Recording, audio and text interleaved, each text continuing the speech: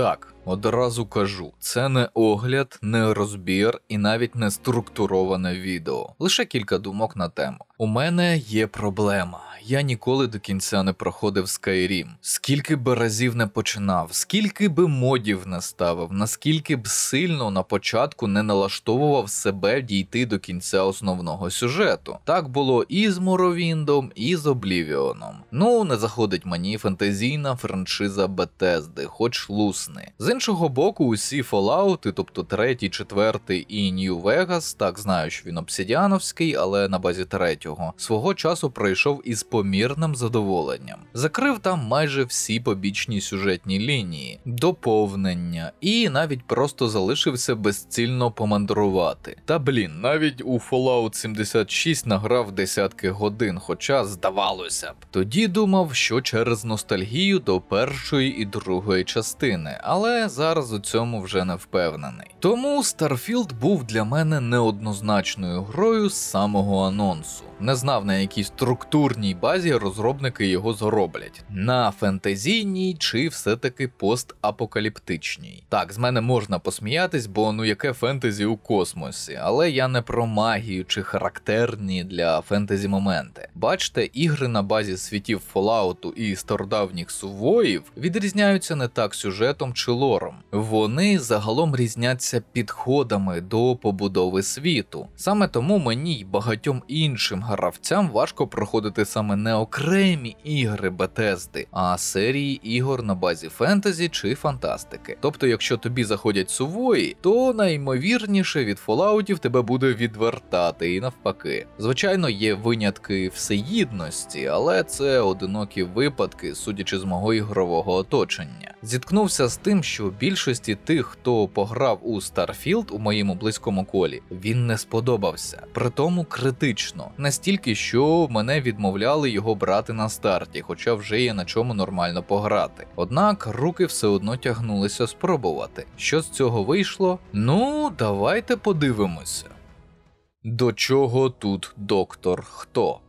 Якщо не ходити навколо, а казати прямо, за перші декілька годин гра мені помірно сподобалася, як і всі ігри Bethesda до цього. Вона відчувалася трохи кострубатою, схематичною і дивною. А втім, було достатньо дійти до першого міста, і вже там мене остаточно втягнуло. Космічний бомж-рептилія іде шукати пригоди, і їх тут дофіга, як і в минулі рази у Falloutах. Водночас у певний момент, і я його точно помітив, зрозумів, гра почала подобатись аж надто сильно. І не через стандартні штуки цього розробника, а через сюжет. Не запускайте в мене помідори, зараз поясню. Уперше в подібній грі від Тода Говарда структура основного та фракційних сюжетів була реально цілісною, а не схематичною, що обісило мене в минулому. І зрозумів це саме на історії Сари Морган. Трошки передісторії. Обожнюю серіал «Доктор Хто», так що готовий битися палками за те, що Теннант був кращим доктором у всій франшизі.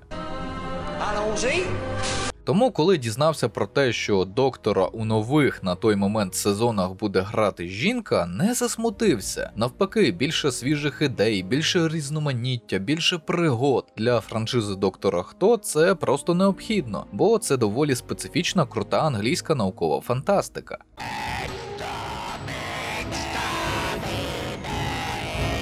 Як же помилявся. Новий шоуранер насправді не хотів покращити серіал. Що він хотів зробити, залишилося загадкою. Майже всі серії вторинні. Гра акторів жахлива. Ці сезони з жінкою-доктором найнижче оцінювані як фанатами, так і новими глядачами. Деякі серії цілковита крінжатина від початку і до кінця. Звичайно, у катастрофі цих сезонів знову винні якісь расисти і сексисти, а не те, що шоуранер і актори не дуже. Ну, принаймні вони так стверджують, виправдовуючись. Так як можу назвати себе фаном цієї франшизи, і для мене це було розчарування. Дійсно чекав на наступного доктора жінку. Впевнену, сміливу, розумну, яка показує, що жінка може виконувати подібну роль і руйнує стереотипи. Але вона тільки посилила їх.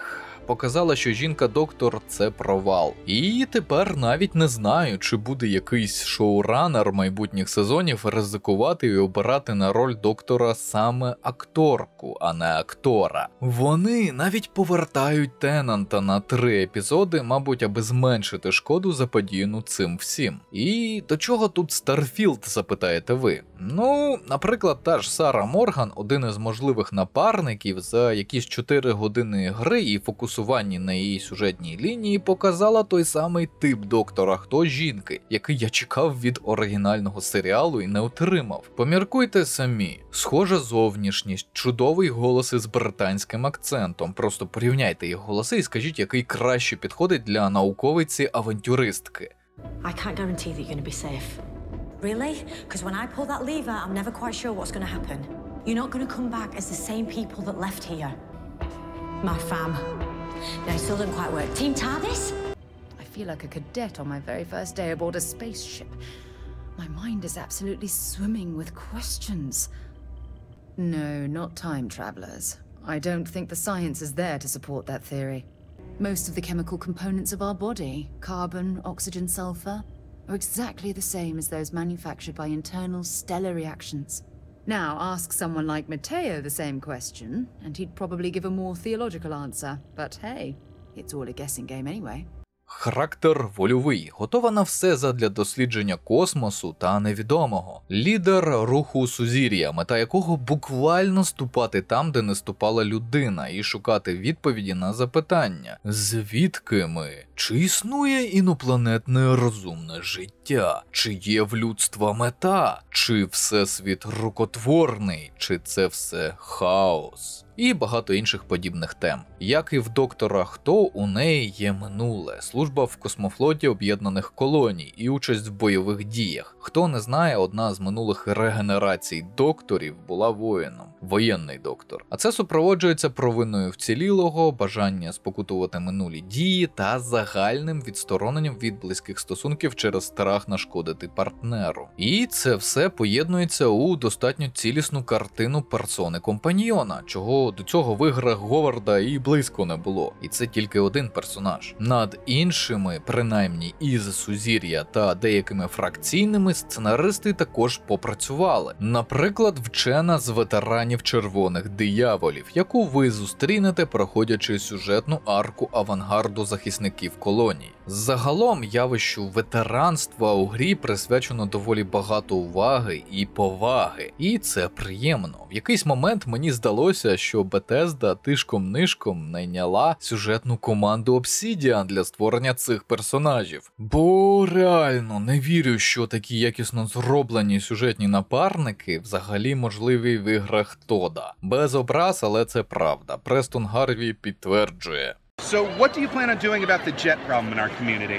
How about the settlement problem? Another settlement needs our help. I'll mark it on your map. І що більше я заглиблювався в гру, то більше таке бачив. Звісно, це не рівень, наприклад, Dragon Age Origins чи Відьмака, бо все-таки більшість персонажів дофіга. Усе ще стандартні неграбельні персонажі класичної Бетезди. І найімовірніше, ті, хто критикує гру, не дійшли до дійсно прекрасних персонажів, не розкрили їх. Просто поставили штамп «типовий Тодд Говард» і пішли далі грати в Baldur's Gate 3. І якщо чесно, абсолютно не засуджую. Якби не моя пристрасть до ігор та головний герой-бомж, меншою мірою фентезі, більшою постапокаліптичний чи тепер космічний, я б теж не добрався до цих перлин. Якби не був зайнятий розбором Відьмака, ви побачили б моє відео про персонажів ветеранів і військових із Старфілду. Тут як мінімум 3 дуже крутих типажі, які сподобалися і які можна зустріти в реальному житті. А що ще? Ну, більше нічого проривного, на мою думку, немає. Це еволюція таких своєрідних ігор Bethesda, і це непогано. Пам'ятаю, як так само сварили третю Borderlands за те, що немає ніяких змін із минулої частини. Що все вторинне і взагалі фу. От тільки якщо мене зараз запитають, у яку частину я буду грати, якщо раптом захочу, відповім однозначно третю. Та що казати, скільки бруду начитався свого часу під своїм оглядом Кіберпанку, і знов таки десь десь 2/3 претензій було дуже схожі на ті, які зараз приписують Старфілду. Ми ходимо по якомусь дивному колу. До речі, хочете прикол? Мені не часто подобається ганфайт в іграх, бо я знаю, як має поводитись зброя у реальності, і це руйнує мені кайф від абсолютної більшості шутерів. Із дійсно якісних, уточнюю, не реалістичних, а саме якісних, коли можна отримати кайф від ганфайтів, можу згадати лише стрільбу в Metro Exodus, RDR 2 і Cyberpunk. І тепер до цього може приєднатися Starfield із застереженням лише деякі типи зброї. Наприклад, оця футуристична гвинтівка подарувала мені багато емоцій. До цього ж ще одне застереження. Ті, хто не прокачався, систему бою називають недоладною. Згодний з ними, на початку вона дуже дубова. Поки ви не прокачаєте маневрування ракетним ранцем, бойовий підкат, скрадання, спеціалізацію у зброї тощо. Проблема більше не в грі, а в тому, що люди хочуть усе тут і зараз. Так, наче ви могли в Скайрімі на початку собі мати броню з драконової кістки, або арсенал і топову силову броню в Fallout 4 на старті. Космічна частина, яку вважають поганою чи посередньою, нагадала мені вже стару, але круту Freelancer. А це, як на мене, комплімент, бо проходив її разів 5 так точно, і досі жалкую, що не було продовження. Загалом дуже нішева, але шанована в вузьких колах гра. Це все доповнює чудовий саундтрек Іно Нацура, про якого згадував в розборі Dragon Age Origins. Ба навіть більше. У якій ще грі ви дізнаєтесь, куди насправді втік Янукович із України, а в нього, між іншим, прибуткова точка на Неоні, торгує з-під прилавку алкоголем із психоактивними домішками. Yannick. Did you think you could use Aurora in my city without me knowing? I mean, yes, he is. Однак критика Старфілду стосується в основному порожнечі Всесвіту. 1000 планет, але більшість пусті. Жах. Наче таких пустот немає в кожній другій грі останніх років 10. Тільки різниця в тому, що там пустоти не в космосі, а на землі чи в воді. А не пофіг на них? Конкретно в Starfield основних подій, додаткових цікавих квестів, фракційних завдань дуже багато. Насиченість така велика, що за 30 годин чистого ігрового часу пройшов всього десь третину основного сюжету, пару десятків додаткових завдань і лише одну фракційну арку з 4. І на мою думку, емоції і задоволення уже окупили гру. Взагалі ця мода на більше контенту впливає на це все.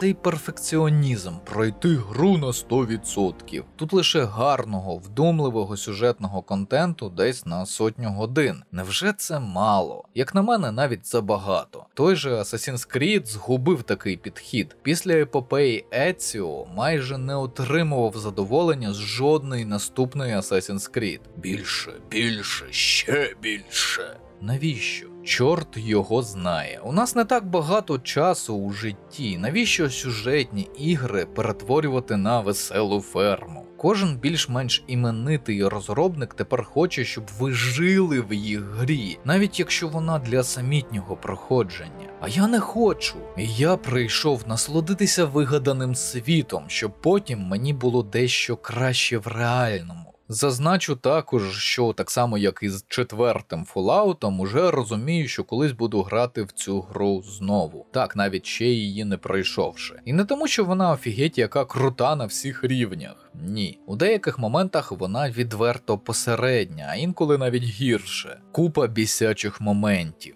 Постійні дозавантаження, повторювані локації, висока складність на початку, десь до 20-го рівня, баги, відсутність оптимізації тощо. Окремий негативний пункт у грі про майбутнє є нащадки росіян. Хоча ми всі знаємо, що у 2300-х роках росіян не залишиться. Вони зникнуть або від внутрішньої війни, або від алкоголізму. Або їх асимілює Китай чи Індія. Можливо, вони деградують до безхребетності безхребетних. Ідеї Bethesda щодо цього уже навіть поза межами найекзотичнішої фантастики. Звісно, уже начебто є багато модів, які виправляють усе вище згадане. Однак все одно бісить, і не буду адвокатом диявола, заперечуючи це. Водночас повангую. До середини наступного року будуть збірки модів, які перетворюють Starfield на справжній космосім. Ну серйозно, коли ви востаннє грали в голий Fallout 4 чи Skyrim? Без модів це такі примітивні за ігроладом продукти, що вже сформувалася традиція. Виходить гра від цього розробника, ти чекаєш рік, і вуаля!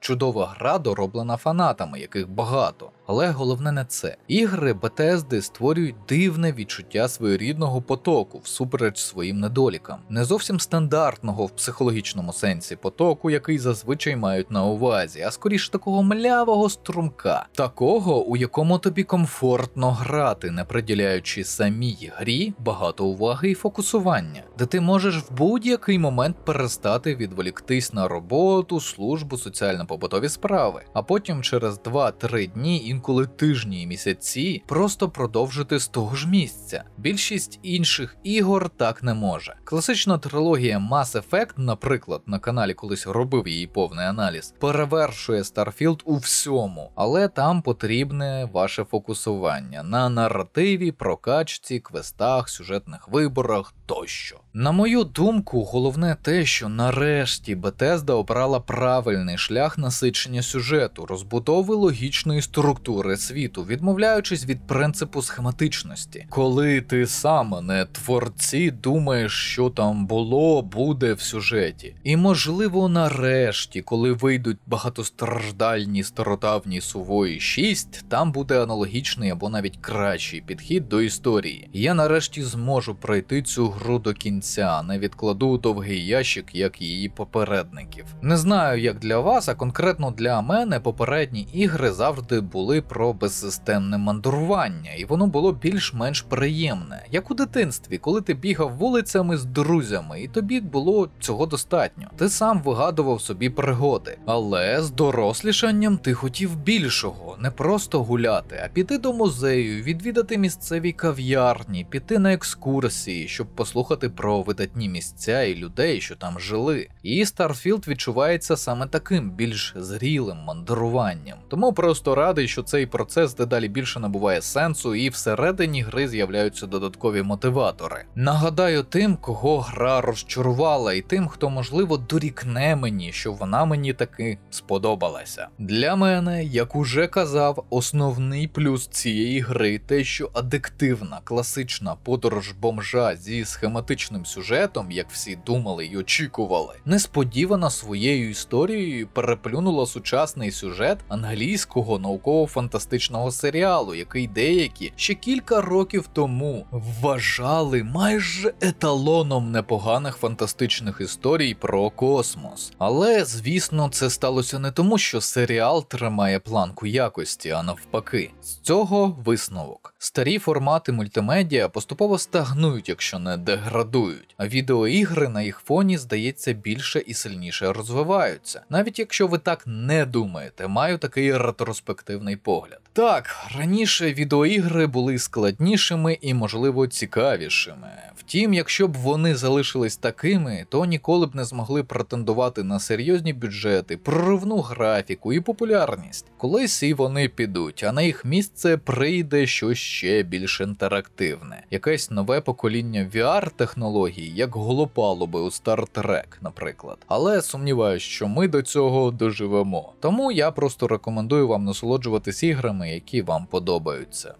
Ну і якщо швидше хочете подібні відеороздуми про доповнення кіберпанку, чекаю на ваші коментарі, вподобайки, підписки як на канал, так і можливо на Patreon чи BuyMeACoffee. Як і казав, це невелике відео, тому завершую. Канал вашої нібіріанської ящерки також можна підтримати за посиланнями в описі. На вибір 3 варіанти на ваш смак: Patreon, BuyMeACoffee та Donate.ua. Потім розрахуюсь з вами класичними матеріалами про кризову і військову психологію з оглядами та розборами відеоігр, звичайно українською. Нагадую, що всі патрони можуть поставити питання у коментарях під відео на Патреоні та в особистих повідомленнях. Ці питання обов'язково побачу і відповім у межах своєї компетенції. А ці поважні пані та пани вже підтримали канал. Шана та дяка. Підтримуйте україномовний YouTube.